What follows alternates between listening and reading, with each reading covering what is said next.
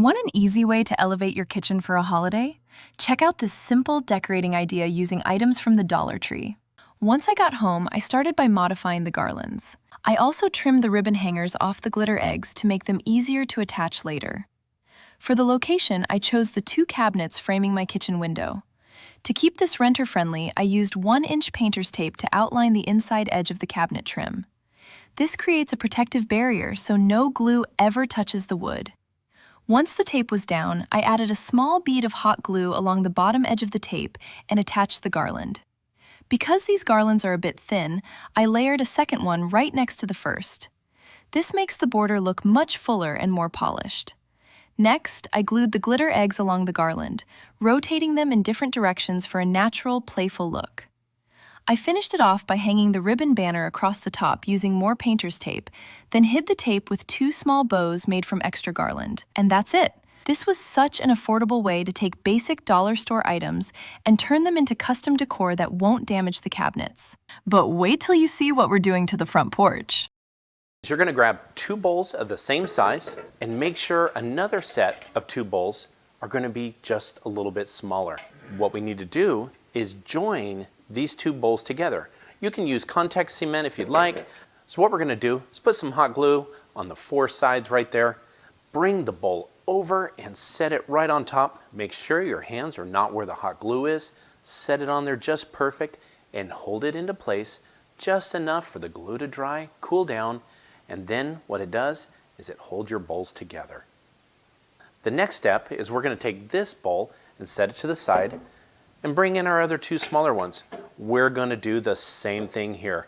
Go ahead and put some glue down. These are a little bit easier to join because they got a little bit more of a lip. Now, this is not a smooth bowl. You don't have to worry about that. We're going to cover this up, paint it, and it's not going to make a difference that it has these grooves on it. Again, match the grooves, watch out for the hot glue, let the glue dry, set it in place, and it's going to put it together. It's going to hold it perfect. The next step is we need to join the 2 combined bowls that we made. All we got to do is take that hot glue again, put it right in the middle, push it on there. You don't have to go thin on this. We want those to stay together. Follow it right down through the clear plastic so you can see the middle. Press it down on there. This one you're going to want to give a little bit of pressure to make sure it grabs. This right here, we're going to go ahead and take this bunny. All we need is the ears on this. So all we got to start doing is pulling off all of the fabric and everything that's on top of here, and we're going to pull this off. You want to leave the frame of the ears and also the filler that's in between here. We can go ahead and just cut these off, set those to the side, and we're just going to pull all of these off right here. So what you're going to do is go ahead and cut down at the base here. You're going to leave a few of these spikes right here because that's what we're going to need later to insert it. Go ahead and once you have your ears cut off, we're going to go ahead and set these to the side. All I got was a little bit of floral foam, and we're going to hot glue that on there also. This one you're going to put a little bit extra of hot glue, place this on there, let it set and hold that on there while it sets up. The next step we're going to do, remember when we cut those bunny ears? We're going to use these and we're going to place it in there and go very easily, gently, and push that down in there. And we're going to put it on there just like that. Let that glue set up for about a couple of minutes, and we're going to take it outside and give it a nice paint job. Grab some cardboard that I had laying around and place my project on it. Once we paint this, get every single part of it, let it dry for about 30 minutes. Then we're going to bring it back inside and work some magic. Once this is all painted, what we're going to do is grab a planter right along the edge, put some more hot glue. This is going to hold our product together. Set that right on the outside. You don't have to run the whole rim of it. Take it and set it right inside there. Make sure it's nice and level. And it's going to set up pretty quick. So now we can go ahead, grab some gloves, and get started. For our final step, I went ahead and put some gloves on just because we're going to be dealing with some spray adhesive.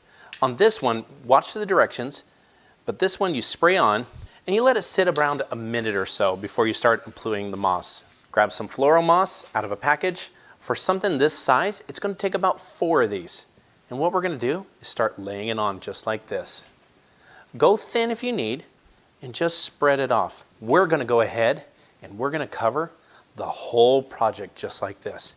From the ears all the way down. The one thing we won't cover is down here at the pot. We'll leave that open.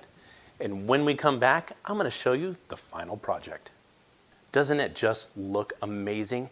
Go ahead and cover the whole thing in moss, put a nice ribbon around it, and made a base out of cardboard and put some eggs around the edge. We are so glad you joined us. We can't wait to see your projects, and we're glad you joined us on Home Talk. The next time you're at the dollar store, pick up some glass salad plates. And if you search some drawers in your home, I'll bet you can find some paper napkins in a pretty pattern. Start by placing a glass plate upside down on a bowl. This will make your work easier. Using a wide tip gold paint pen, start to outline the rim of the back of the plate. I started with a thin outline and then decided to make the gold painted border a little thicker, so I went back and outlined the perimeter on the back of the plate again. Take one of the paper napkins and separate the layers. You will be using just the thin printed napkin layer. Pour some decoupage glue, like Mod Podge, into a small bowl and brush the glue over the entire back of the glass plate. Make sure you brush the glue onto the plate edges as well. Take the printed paper napkin and place it onto the back of the plate with the design side down. Carefully smooth the napkin onto the bottom and sides of the plate with your fingers. As you smooth the napkin onto the sides, you can make some intentional folds in the napkin so it molds itself to the curved side of the plate. Let the plate sit for about 5 minutes to dry, and then cut away the excess napkin with some scissors. Once the plate has been trimmed, brush additional glue onto the edges of the plate. Then brush a second layer of glue over the entire back of the plate. Repeat this same process with the rest of your glass plates. Let the plate sit for a couple of hours so the glue can dry completely. Now let's see the plates in action. Start to set your table with a tablecloth in a coordinating color as the first layer. Define each place setting with a woven charger plate for texture. Continue to set your table with plates, flatware, and a centerpiece. Candles are always a nice addition, as are various green plants. Real or faux, it doesn't matter. Don't forget to add goblets so your guests don't go thirsty. Your new decorative plates will be a beautiful addition for your table on any special occasion or for every day. I hope this inspired you to decoupage some inexpensive glass plates with paper napkins to give any place setting an elevated and welcoming look. To start this project, you're going to need 2 garden kneeling pads from Dollar Tree. Next, I've got a brown paper bag that I had saved, and I'm going to flip it to the back side, and I'm going to build a template. So what I'm going to start doing is, obviously there is a line right down the center here, and you could use something different if you want, like a piece of paper, scrap paper, butcher paper, whatever you want. So next what I'm going to do is I'm actually going to cut this rectangle out of the bag. Now I want to take and fold this in half. This way I can make sure that my template will be even on both sides. And now I'm just going to go ahead and kind of cut out the shape. And now I'm going to open it up, and you can see that I've made my template. So now I'm going to take my template and put it onto my garden mat. And then I'm going to go ahead and trace this onto the mat. Now that I've got the template traced, I can remove my template and my shape is ready to go. Now it's time to cut our shape out. And you can use a scissors or maybe a big cooking scissors, a utility scissors. You can use a serrated knife. You can use a razor blade. I'm going to try using this serrated knife first. I've protected my surface, and this is not a knife that I cook with. This knife is actually from the dollar store as well, and I just use it for crafting. Now my shape is made, and if there's any pointy areas or areas you don't like, you can just take your scissors and just trim up those little edges to get them to smooth out and just shape them that way. Or again, you could use a razor blade or something else of your choice. Now it's time to create the face. So I like using buttons, but you could also use markers or anything like that. So I'm just gonna add my little bunny face in here and put it where I want it to, and then we'll be gluing it on. Now I'm gonna hot glue them into place, and then I'll let them cool. Now, depending upon where you're placing your little bunnies will depend upon what kind of glue you'll want to use. So for example, sometimes hot glue doesn't work as well if you have major hot and cold temperature fluctuations.